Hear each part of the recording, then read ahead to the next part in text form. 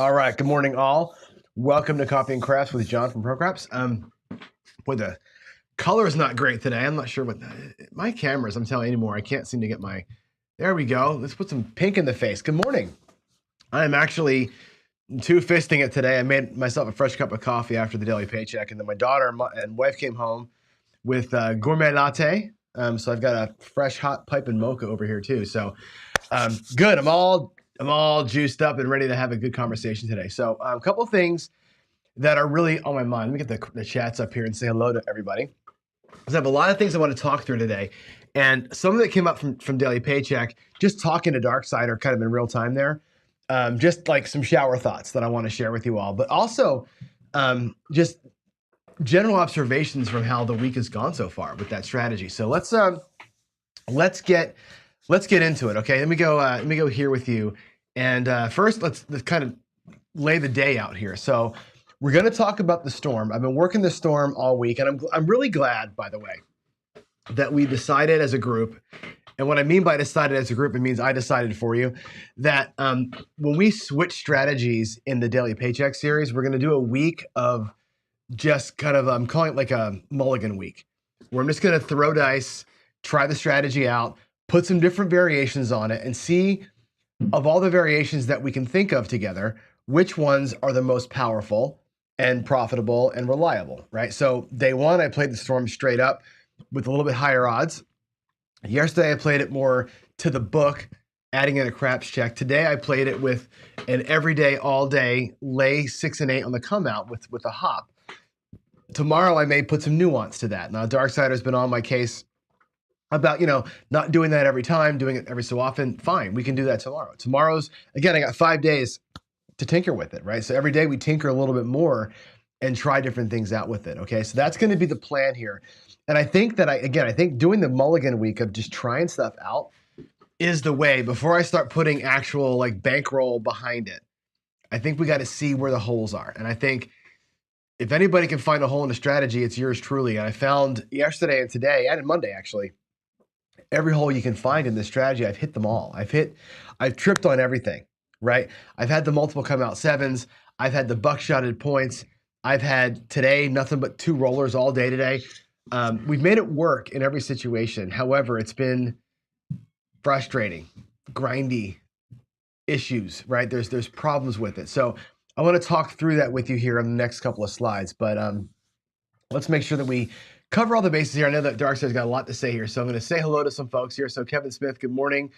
Happy to see you here. Joe, I'm happy to see you here. I hope all is well with you. Y'all may not have heard, there's a health situation at Joe's place right now, and Joe's been off for a couple of days and dealing with that. So prayers out to you and your family there, Joe. Hope all is well. Dice Dr. Dan is here, and Dice Dr. Dan left my morning show by giving me a shot. He said, hey, Fatso, you turned $64 into zero. Nice job, which is very true, right?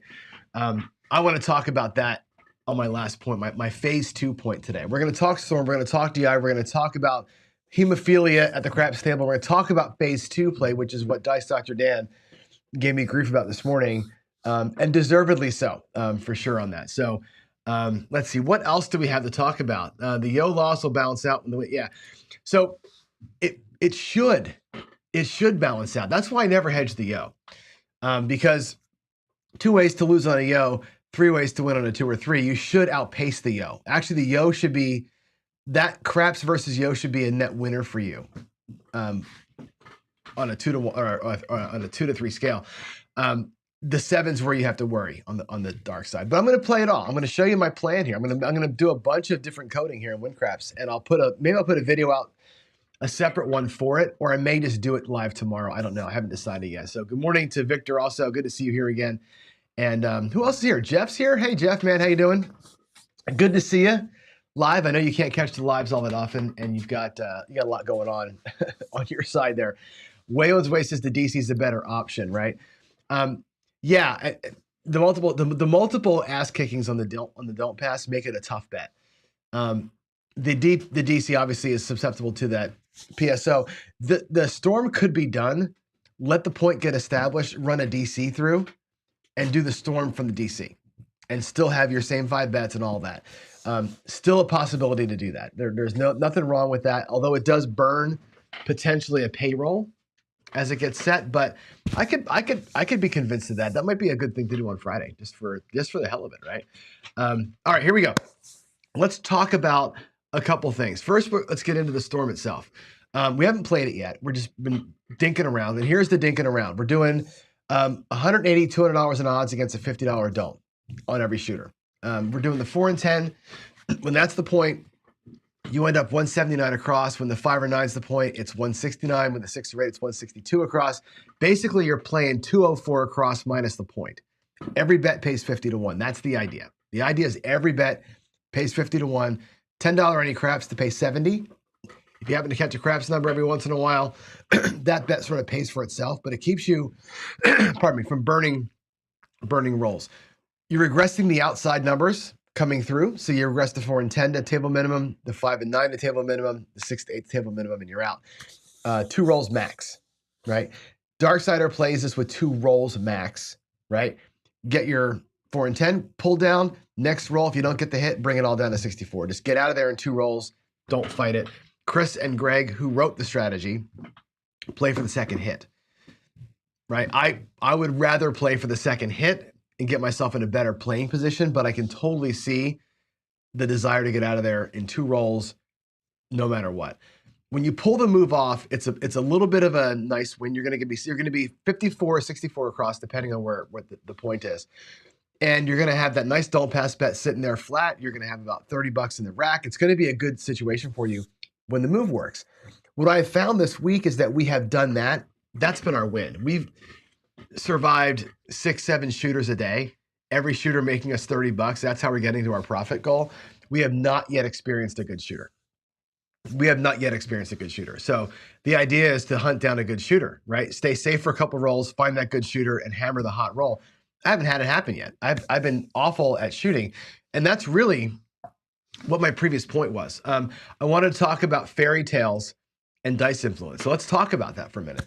I was on Ryan's show, Mark the Point, last week. We interviewed live. He's going to be releasing some of those videos as we come up here. And he asked me the question, do I believe in dice influence or dice control? And I said, of course, nobody believes in dice control, right? Although, again, words matter, right? The word control is an important one. I cannot control the outcome. Nobody can control the outcome. If you can control the outcome, you'd be a billionaire. I can control my throw in terms of I can control how I grip it, what my set was, my release, the landing zone, all the mechanical things I can control until the impact happens. That's a controlled shot. A controlled shot means everything is the same until point of impact, and then we see what happens, right? That's control. When you exert control over your mechanics, you hope that influences the outcome. And there is kind of control leading to influence. That's kind of how you say that. I don't want to be word salading this thing, but you exert control so that, or you use control to hopefully exert some influence on the outcomes. Now, what makes me believe in dice control? 2 things. Two things make me believe in dice influence. One is the slow motion view of my shot, right? I've seen my shot in slow motion. I know that what I say it's supposed to do, it's done it. You've all seen that. I've shown you the video. You've seen the fact that the chopper toss will stay on the spin when thrown correctly. And the conditions are right. I've done it. I'm a full believer in that that's a possible thing, right? I'm also a full believer that I'm terrible at it. And I can't pull that move off more than 10% of the time. So is it worth it for me? Not yet, right? So I don't put myself in the category of having any influence or control other than being nicely rhythmed when I shoot. That said, I talked to Gargoyle, who is a chopper expert, and we've been offline chatting. He's like, hey, you're throwing it too hard, number 1. Your grip is a little bit, I want you to change your grip a little bit, number 2. I want you to land them a little deeper, throw it a little lower and a little bit softer. He's like, all the things. Your mechanics are fine for what you've been doing, but the quote unquote right way to throw it is this way. Cool. So I've been, last couple of days since Monday, I've been working on that. And what's happened to me in the garage since Monday is a couple of things, right? The first thing that's happened to me in the garage since Monday is I had not had a roll that's gone longer than like 5 or 6. I had one yesterday that was, it was all 6s and 9s. You remember that one roll was like 6, like set a point of 6, roll a 9, 0.6, right? set a point of 9, roll a 6.9. I was doing that, and it was a nice little shot. Everything else has been a 2-shaker baker or a 1-hit wonder. Everything I've done, 0.7 out, 1 roll, 1 hit, or 2 hit. That's it. Get out of here. That's been my experience the last 3 days. I've changed my grip. I've changed my landing zone. I've changed the height of the throw and the velocity. I've changed all the things trying to get the throw right. And what's happened, right? My results have gotten poof, right into the shitter, completely worse. And I said this to you all probably a year ago, and I probably said it 2 or 3 times. Somebody who's learning the DI practice or whatever, or new at it, or like me changing completely. Like if somebody went from par toss to chopper toss, right? I would expect this, nothing but 2s all day long. And I say this a lot. If you can throw poorly, more poorly because of your throw, you can throw better because of your throw. So what I'm saying is I'm learning now this new way of doing it, or the right way of doing it, and I'm getting worse results. That's because I'm not good at it. I feel like in my head, in my heart, I'm doing it incorrectly. Therefore, my results are showing that. Follow me? Which means the flip can also be true. When I get it right and I put the time in, I can flip the results and get it better. So if you can be bad, you can be good, right? The naysayers will say you can always only ever be random, right? That's the point I want to make to you today. You've seen this week go into the tubes for me. And again, I think it's because I'm working a new grip, a new height, a new spin. I'm working new everything. And it's made me worse. And I think you're going to get worse before you get better. That's an okay thing. That's an okay thing. And I have to embrace that. I got to embrace that. And so fairy tales and DI, that's the thing. I think if you can be bad at it, and I think that bad DI is worse than random, you can be good at it too. And I'm working my way back to being good. And luckily we've got Gargoyle here to watch me progress, right? I basically, I'm starting over. I'm starting over with the toss. Now, today I got pissed off in the garage and I switched back to my old throw. I can't take the 7s anymore. I went back to my old throw, and we hit a couple of points in there. Did okay with it because I'm in my butter zone. I feel pretty good, right? But that's the truth. That's the truth of it. I think in my I'm gonna say expert opinion. My expert opinion, if I can be bad, I can get better. Right? I don't believe that I'm always only random. I really believe I got a shot at this thing. Again, I've seen the throw under a microscope, and I like what I saw. So there's that. All right. Hemophilia on a craps table. Let's go to this point here. And I'm going to go ahead a slide here. I'm going to code this up in WinCraps for you all so you can see this. I'm going to write some code here. And I want you to see what this looks like, because I have made this point many, many times. On a $50 don't pass, whatever level you want it to be. We can do it a quarter. It doesn't matter. I'm going to code up one guy just going naked. Just straight up, don't pass, flat bet, no hedging, never not going out, running on every shooter, right? I'm going to do a don't pass player with a yo hedge, okay? I'll probably do this at $25 because the yo hedge, $1 wins you or $2 wins you the 30. It closer than the $50. Anyway, one guy going naked, one guy going naked but a yo hedge, one guy going with the don't pass and a 6 and 8 lay for $30 to cover the 50 every single time. One guy going $50 don't pass, 6 and 8 lay, hop in the easies. One guy going $50 don't pass and only laying the 6 and 8 after they got beat on the don't pass. Once you get beat on a DP, now you start laying. So basically on that second 7, that's when you start putting it out there. That's going to be the guys I'm going to run. Now, there may be some other options to this that I can see as far as hedgy wedgy going out there. But what I want to do is give them all the same bankroll, give them all the same core set of rules, and they're all going to go to 0. We know that WinCraps, they will all go to 0 at some point. Let's see who goes to 0 first. Let's see why they go to 0. I want to see, does hedging save you and let you play longer but still go to 0? Does hedging bleed you out faster? We're going to find out these answers here. I'm going to put some rules behind some of these things where we, tactically put some of the hedging out there, but I want you to see in real time, and I'll use real rolls. I'll use my actual rolls. I'll export them out my actual 4,000 rolls to do this test. You can see it, not just some RNG crap. It's just me doing the rolls, me putting the time in on it. So I think it's important to see it. I think it's important exercise to know that over the course of many rolls, the naked play is always going to be the best. It's always going to be the best. It's always going to lose at the expected rate. The other ones are going to be a little more fluctuating, but the naked plays are always better. Now, in the short term, that may be the wrong thing to say. For a window of 100 rolls, which is probably your time at a table for a couple hours, in that window of time, the 6 and 8 lay may be the best thing possible. It just may be that you're in a pocket of guys who are shooting a bunch of come out sevens and that lay bet is what you needed in that moment. There's going to be pockets of time where that bet is awesome and pockets of time where that bet costs you more than it should. I think the law of big numbers gets us to the point where everything goes to zero. But I think the short-term ones, and I want to really look at not so much, yes, they'll all go to zero. I want to look at the size of the spikes that we see in the wins and loss columns for each of these ways of playing. I think that's going to tell us a pretty interesting story. No odds or anything else. I just want to run a straight up don't.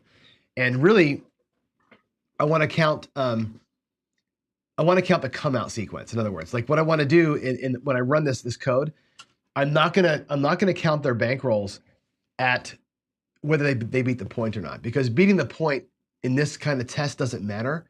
All that matters is getting out. Follow me? So we're going to look at how many times the naked bet got out clean versus getting beat versus the hedging. Once the points are out, all the strategies end up being the same. I want to see what the come out phase looks like. So I'll code that up. Maybe today I'll code that up. I have a lot of work to do, but we'll see how that looks, and I want you to see it in real time. Hey, we got Bob is here. How you doing, old number 7? Good to see you back. I know you had troubles finding our channel yesterday, but glad to see you here. Matthew Jones says, like flat betting seems to do better in most table games. Flat betting does better early in most table games. You're right. Over the longer runs, right, you win money in gambling in a streak. Right, the casino wins over time because they have that edge on every bet. The casino lives in the law of big numbers. They win on the house edge. They don't care about streaks. You care about streaks. So a first win flat bet is ideal, right? A second win, small press, locks you up. A third bet and beyond going, you make money by hammering the streak with bigger bets. That's where gamblers make money. We don't make money flat betting. Flat betting is a long-term loser. And we can bear that out as well. I've done flat betting on monster rolls as demonstrations here. It'll end up killing you. Flat betting will end up killing you over the course of time. But in the early rolls, in the most common cases of the 3, 4, 5 hits and you're out of the 7, the flat better makes way more money than everybody else does. You press, and get nothing early. The flat better beats you every time. So there's a time and place to flat and a time and place to hammer. And there you go. Friends don't let friends martingale or hedge. And again, in theory, that works, right? The hedging over time hurts. Hedging in the short term absolutely can work out for you. So Random Ray versus Dice said they both have PSOs. The question is who's more consistent. My hope is that the setters are more consistent. And I don't know if it's the set or if it's the toss. Honestly, I can't tell you the truth there. But you hope that what you see on the table is that dice setters typically are going to be more pocket-based in the middle. They're still, I find I still throw, my average roll length is the same, but I tend to be more in here than all over the place, right? When you're random throwing, it's all your results seem to be more scattered than the controlled shooter. Maybe, I don't know. It's a Wednesday and who knows, right? All right, the last thing to talk about here is what we're here for, which is this. Actually, I'm going to go back a couple screens here. I want to talk to you really quick about this because I think it's important to get into phase 2 play. So phase 2 play is where the storm has been getting killed. And it's been getting killed because of my throws. So this week has been about phase 1, right? As you know, I'm a 3-phase player. Phase 1, get out of the hand. Phase 2, get some profit. Phase 3, shoot the moon, right? You got to play in those 3 phases. This week, phase 1 has been okay. The storm is a really good phase 1 strategy. It gets you out of the hand in 2 rolls or 2 hits almost every time. That nice don't pass saves you. almost every time today, except for one. I think we had 9 shooters, and one time I picked myself off out of the hand. Every time, right? Out of the hand, you're playing for quote unquote free, risk free. Phase 2 play needs to turn that phase 1 money, in our case $64, into some profit so you can get out and go for it. Our phase 2 play has sucked all week. I have not rolled well, so that's part of it. But our phase 2 play has been terrible. So next week, I'm going to transition us out of this 3-phase play. We're talking about getting out this week. Next week, I'm going to talk about getting up. The next 3 rolls. After I get my 64 across set, what's the next 3 rolls look like? If you're going out there at 640 and regressing to 160, that's fine. What does your next 3 rolls look like? You got to turn that 160 into 160. You got to double up in your next 3 rolls. That's a critical piece to this thing. My phase 2 play has been terrible this week. By design, I haven't been playing good strategies. By mechanics, my throws have sucked. So next week, we're going to work on getting up. This week was all about getting out. Next week's about getting up. Then we're going to talk about going off, and that's phase 3. But let's finish our series here on getting up or getting out, right? We did the squeeze play. I'll show you the squeeze play again. Actually, let's go to the table. Let me go here. Let me remind you of how these guys work before we do today's. And today we're going to do kind of a fun one, which is a Hawaii crap shooters play. So the squeeze play can be done at all sorts of levels. Let's get all these out of here. I was playing with colors last night on the camera to get things right. Here we go. Squeeze play, 220 inside. Now, what don't I like about the squeeze play? You can all say it in chat with me. Squeeze play is cool, but we are missing out on the 4 and 10. We're missing out on the horn. So you're giving up 12 numbers. 12 numbers. You got half of them, but you're missing out on 12. And of course, the 6 ways to roll the 7 gets you. So you have, 50% of the numbers covered, but that's it. Oftentimes, we burn on inside-only strategies by not having the outsides pre-covered. But this one here, again, predicated upon the fact that you're going to get paid $70 on a win, and we're going to go ahead and go 35 on the outside to the 4 and 10. Your second hit also wins $70. And now you come down to 160 inside, or 160 across rather. This play gets you across in 2 hits, not 2 rolls, 2 hits, folks. There's 150, there's $200. You're out at 160 across for a $20 investment. That's the idea behind the squeeze play. It's cool, it's nifty, but you're missing out on the 4 and 10 early, which means very often this strategy will burn, right? You'll burn off a lot. You'll burn your whole 220 many times because you're at risk. That 220 is at risk the whole time, okay? That was the spread out way to get out of a hand, spreading out from a little tiny base.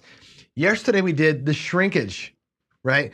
Little higher risk, but you're out pretty safely. 320 across, okay? And again, this is a bigger size bet, but you'll see why this thing works. 320 across, huge risk, right? For one roll. Again, we're missing the horn here. You could easily grab a $10 horn if you wanted to, because everything pays the same. They all pay $70. 4 and 10 pay a little bit of a bonus, okay? But here's the way this one works. You're gonna get paid your $70 like anything else, right? 70, but you're coming down to 160. Nice, easy for the dealers because the chips are all the same color, coming down to 160. And from 320, we have 220 back plus 10. So we're into the hand for $100 now, okay? One roll in, we're in for $100. Where the squeeze play, one roll or one hit in, you're still in it for 220. So yeah, huge risk to start, but we regressed and we reduced our risk immediately. Now we get paid on any one of these numbers $35, okay? And we're gonna bring it down to whatever you want. Let's just say 96. There's 75, 85, 95, 96, and you're out of the hand completely, okay? There's your $320 that you started with. There is $9 in profit, and you're out here 96 across. Technically speaking, 2 rolls in, 2 non-horn numbers in, you're in for 96, $105 in profit. Boom, right? That's a drawdown, okay? The wedge works the same way, where you start a little bit higher and bring yourself down from the outside in with no rhythm to it, right? The thing about the wedge, we'll do the wedge at 220 or 320 again, just to keep the numbers even, right? So a 320 wedge, the first hit, let's say it's a 5 or whatever, right? It pays to $70. 4 and 10 come down to that $25 level. The next hit hopefully pays 70. And again, what is your risk here? There's 120. Your risk is $200. Your next hit pays 70. And you're going to bring the 5 and 9 down. There's 220. Now, waiting for hit 3, you're 220 plus 20, you're into this thing for $100. If a 6, whatever hits, doesn't really matter what hits, you're coming down anyway. There's a $35 9 that hits, 6 and 8 are down, and you're out of the hand. In 3 hits, there's your $320 with 15 in profit and 160 across. Okay, the wedge goes 4, 5 and 9, 6 and 8, down, down, down. It's a 3-hit and out strategy. That's the wedge. There's no connection on the wedge between what gets hit and what gets pulled. And that's a common thing with these random targeted strategies like this one, where there's no causality between what rolled and what's coming down. You're just working outside in, period, right? Now, today we're gonna talk about splitting the sisters. This Hawaii Crap Shooters made this one popular about, I guess, over the summertime. This one came out, and this is kind of a cool way of looking at the same thing. But you'll see there's an immediate problem here. And again, I'm at 160, or I'm sorry, I'm at 220 inside. You can see my bets here. If I spread them out, 220 in. That risk is going to be the same until you get the first hit. Let me roll it out real quick. We're going to give you the theory behind it. The theory behind it is you what's called split your sisters. And here's how it works. Let's get a roll. It's a 10. There's your point. And there's, of course, the 7 out, so you burn 220. Let's just pretend that didn't happen. We've got a 6. Okay, the 6 rolls. Here's what happens. You get paid $70, 50, $70. You're going to take down the one that hit and ask you to split the sister with it. So this 60 now looks like 30 on each. So you take the one down and you split out. Now you're out there for 220. There's 120. With a side hustle of $10. The next hit, let's see what we get here. No matter what happens next, you're coming down. Here we hit one of the smaller ones for $35. And we're gonna take down the 5 and 9, split them up. You can, and it ends up being, take the 5 down, split the 9, right? That's how you split them. Again, out there for 220, there's 115 or 215. So you're upside down $5. If you catch one of the ones that went down, you're out $5. If you happen to catch one of the bigger ones, you're going to be up a little bit. Check it out.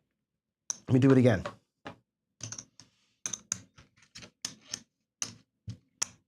Put this back.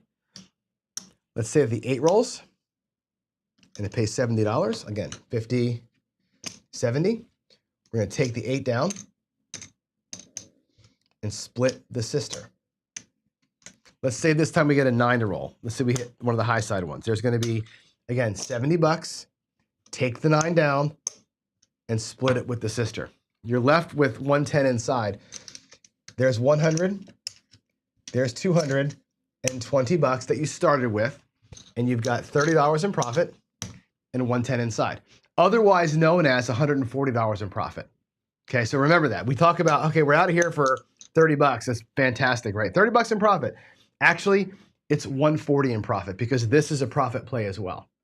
Okay, you could just take that and go right back to the 4 and 10, be across at a great level. This is 140 across. It's a great, I love the 140 across bet.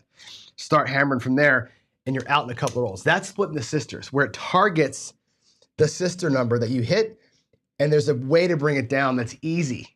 Okay, this works well on even numbered bets or even sized bets. And what I mean by that is this. You can do this at a more appropriate level if you go with, say, 30 bucks on each one. So you're 120 on the inside. This works great. 30 bucks per bet. I'd probably do it this way at $36 in the 6 and 8, like so. So you're 132 on the inside, which is about half the risk. Hey, Gino, off that. You're 132 on the inside, like this. And the same thing would happen. There is a color change here for your dealers, though. So remember that. Let's do it again. Let's get a point of 8. There's a 10, which, again, you're not on the 10. This is the danger of these inside-only strategies, is you burned a roll by not being on it, okay? A 4, we burned that roll, not being on. That's why I don't like squeeze play. And this one, to some degree, has that issue. Now we're on third roll. We hit a 9. And that pays 42 bucks, right? 30 pays 42. We're gonna take the 9 down and split the sister. So there's 30 bucks there. Let's make them both look like 15. So when they're even, as long as the initial bet was even, you take your profit back, you take one of your bets back, and you split it up. Remember, we're out there for 128. We got 50, $72 already off the table. Let's roll again. Another 9, okay, fine. Let's see what happens on the bad case. $21 on the win. We'll take the 6 down.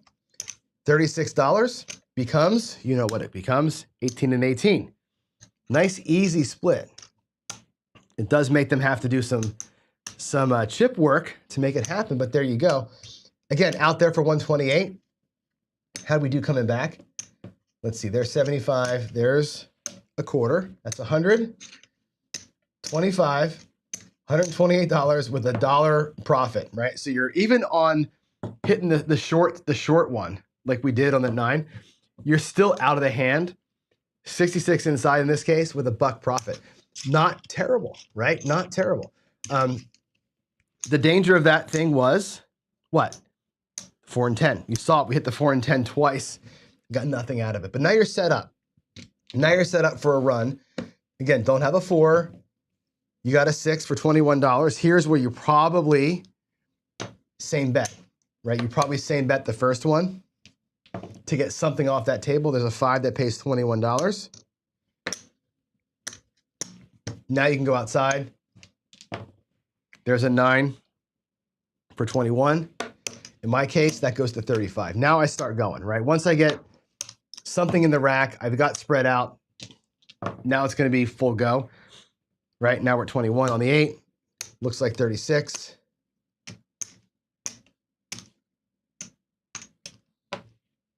And off to the races we go. Right, pucks off, and now you're playing for the hot roll.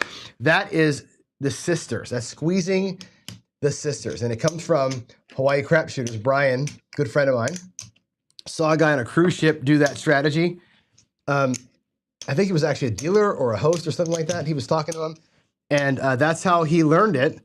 And he made a couple tweaks to it where, it works. I think it works pretty good. It's a fun strategy. The problem with it is, as you saw, the 4 and 10 are a hole. How many times have you been at a table where you're on the inside and somebody rolls 4 4s while you're waiting for a freaking inside hit? Happens all the time. That drives me nuts. So I prefer the outside or the across plays versus the inside plays. I know there's less risk in here financially, but there's more risk time in here. I think that time is the thing that drives me the most insane. Time is your biggest enemy, not the money. Okay, and I mean that 220 versus another 50 bucks. If you're putting 220 out here, then put 270 out here. If you're putting 220 out here, put the extra 100 bucks out there. If you can afford that, you can afford this. You can't afford bang, bang, bang, 7. You cannot afford 4, 10, 12, 7. You can't afford that, right? Get your hits, get the hell out. To me, time. Optimize for time, not bankroll. If bankroll is the problem and you can't play that way, go to Bubble Craps or find a $5 table. That's kind of the thing. That same system works anywhere. If you're going to be at a $10 level, check it out, guys. $10 level on a Bubble Craps machine, or in my case, I've got a $5 table here in Seattle. At the $10 level, let's roll it out. There's a 9 for the point. There's a 6 Okay, that pays 14 bucks. And what do? We take the 6 down and we split it. Now my 6 and 8 are at $6 each. Okay, there's a 9. That's perfect. That pays, I'll do 15 for 1. 15 for 1. Take down 5, split the sisters. Now I'm 22 inside. What did I start with? 44 inside. 20, 40, 4, and I've got $7 to the good. On a Bubble Crafts machine, I'm out with $7 in profit, or my $5 local table, I'm out with $7 in profit. I don't mind going here and being upside down. Now I'm at what? $21. I don't mind being upside down a couple of bucks here to get the across bet on a $5 table. That's a smooth little move.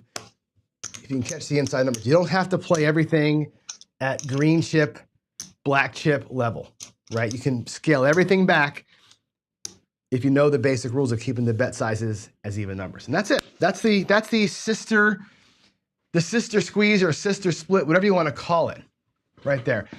You don't split a quarter. That's why I said that. You do it in even numbers. You cannot split a quarter. So what you got to do, let me zoom in a little bit here.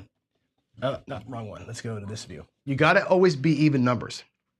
That's why when I'm doing it at the green level, the bet sizes are $30 each. And the 6 and 8 are 36 each. Because these all pay the same. They all pay 42, 25, $42. They all pay 42. And when you, let's say it was the 9 that hit, you pull the 9 down, you have 30 bucks on the 5. That becomes 15 and 15. So keep the numbers even numbers instead of odd numbers and you're fine. That's the way, and that's why it's $12 here, $10 here at the smaller levels. That's how you do that. Even on Bubble Crafts at $3. Like if you really have a low bankroll, there's no reason why you can, and again, most Bubble Crafts machines are $5 total action plays, right? There's no reason why you can't go 2, 2, 2, and 2, right? Go $8 on the inside, right? And take your first hit, whatever that happens to be. If it's 2 is going to pay, I think, well, it'll pay $2.50, but let's call it $3 or call it $2. We can round it down. It doesn't matter. Pull one down, spread them out. 2 pays $2.80 or $3. Take it down, spread it out. You're $4 across. You're going to have to drop $1 to keep your table minimum happy, but you're out of here with $8, which is what you started with. $8 in the rack, and you're $5 across, right? As long as your numbers are even to start with, that move always works. So I hope that answered your question with a decent little, what do you call it? Demo there. So let's see, what do we have? Let's go back here. And let's get some questions and comments answered. I'm going to go to the PCs and see what is being asked of me here. Dark Side, I think we talked about all your stuff earlier about, again, I'll do the Windcraps thing. So we'll hit your comments in the Windcraps episode for sure. Buckeye, none of us have a chance at dice control. It's an illusion, but a fun one. Well, I don't know about that. Control is the wrong word. Nobody can control the outcome. I think you can influence pockets, maybe. It is fun.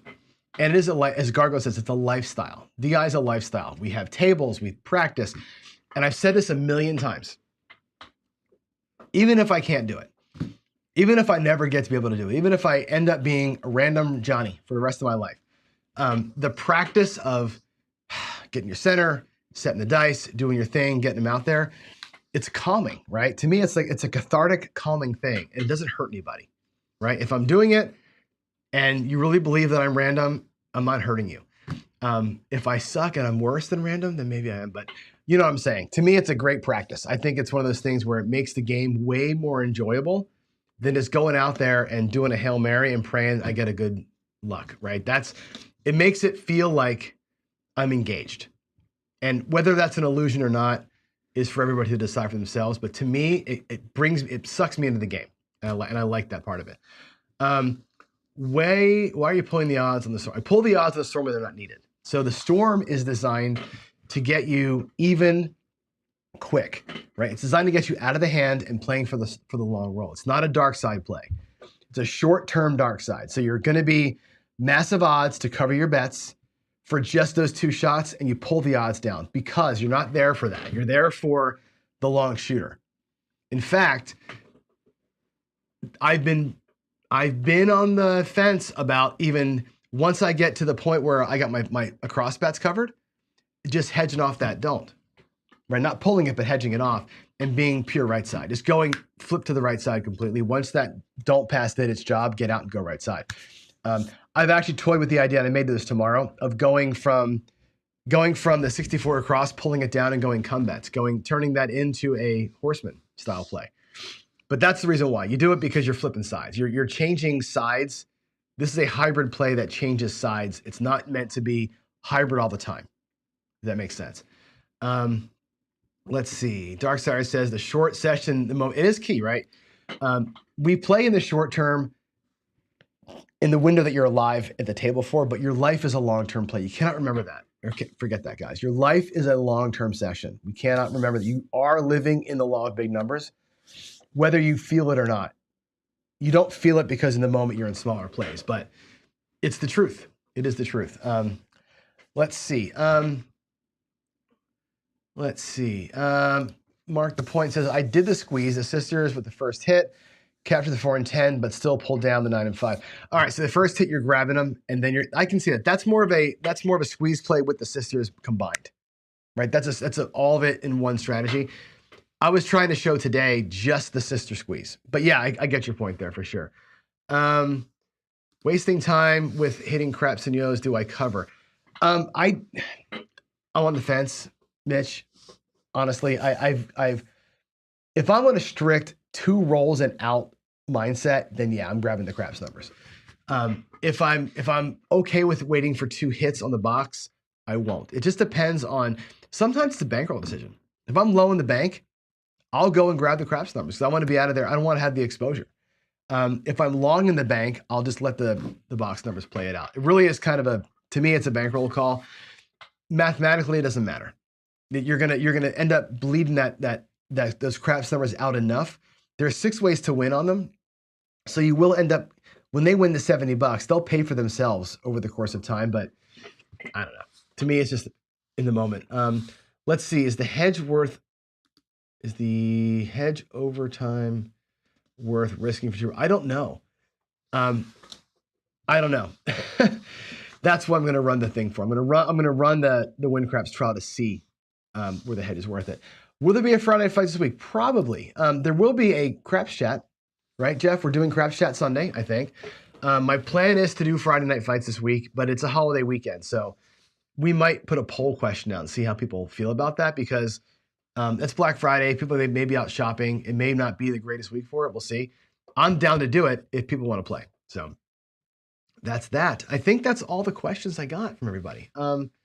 Anything else in chat that's interesting that you all want to talk about before I go? We have about 8 minutes here. I've been rambling for a long time. As you can tell, my cold is starting to go away, so my voice is back to normal. I'm not sniffling nearly as much, and it feels good. How do you all, by the way, like the chips? Right? First couple of days of the chips. Okay, good. There is a craps chat Sunday. Good. How are the chips looking? Today's, I'll give you another look. Let's go to the table. Boom, there they are. Are they showing up good enough for you to tell 10 in the come, 10 in the field, 25 on the don't, right? And a horn bet. Are they looking good? Do you feel like you can tell what they are a little better? I hope the rack looks better. To me, like the rack, without having the stripes, the rack, I think you can see the lammers in there pretty quick, and I'm liking how they look, but I don't know. I'm pretty stoked about those. They were $1,000, those chips, by the way. They were $1,000. They were $1.29 each. I bought 1,000 of them, or whatever I bought. 450. No, how many did I buy? 700 and something. Whatever I bought. I covered both tables with chips. I like them. I'm probably going to buy another set with the CGTV logo in there. But yeah, they look good to me. So, all right. I think, folks, yeah, they're not cheap, but they're legit. These chips, let me show them to you. These things are, I'll get a couple of them for you. These things are like, they're Paulson clays. These are like the real real chips. They take 6 months to make because when he makes the chips, there's a special mold that the clay thing does. And I actually had the option. I didn't do it, of course. I had the option to put the RFID in these things. That's how legit these are, like casino floor chips. I could have put RFIDs in them, and I thought about it just for like, but you got to buy. I wanted a few of them I had just to prove it. But yeah, it adds like $1.50 per chip to do that. But yeah, these are, you can hear them. They're clays. They're the real freaking deal. These are like legit. They're a little bit crisp. So the edges are very sharp. So when I'm dealing, they aren't smooth yet. They'll get smoother over time. But yeah, these are legit. I love them. I really like the fact that there's no edges. So they look better to me on the table. But who else spends $1,000 so that shit looks good on camera? Right? That's dumbass John over here, right? That's kind of the thing I do. But I'm so into what we do here on this channel, and I'm so into helping out and teaching from a good place that's what I wanted for us to have, for you to have a good view. So hopefully they're working out and you like them. So, all right, guys, I am out. I'm out. It's 9 o'clock. It's time to go to work, make some actual money, and it isn't out of control, Hobby Vic. It 100%. I got more money into this YouTube channel between the software that I pay for to run the streams, all the cameras, the crap stable, the chips, all the crap. It's too bad it only makes like $100 a month. It's too bad there's no money in this damn thing. Ed has said that too. It's like, man, it's a lot of work for not a lot of return, but the return that I get is the community, right? And the Craps for the Cure thing. That's like, you do all this work, spend all the money so that a couple times a year we go to Vegas together as a big group for DiceCon and for my event, and it makes it all worth it. It makes it all worth it. So, all right. That said, Wednesday, out of here. I will be on tomorrow. We're doing 2 shows tomorrow morning on Thanksgiving. Nobody will be here to watch me, I'm sure, but I already have them planned out. I'll do them. You can watch them later on when you're all fat and happy and football's over and your team loses, Jen. Then you can watch Coffee and Craps and drown your sorrows in my misery. Y'all have a great day. If I don't see you tomorrow live, happy Thanksgiving. And best wishes to all your family. I'm thankful for all of you. And I just want you to know that if I don't see you tomorrow, know it now. I'm thankful for every second you spend with me. I'm thankful for every eyeball that watches these videos. You have no idea what it means that you all care so much to watch and do things like our Craps for the Cure event. So with that said, folks, I am out. See you tomorrow. Have a good one. Bye.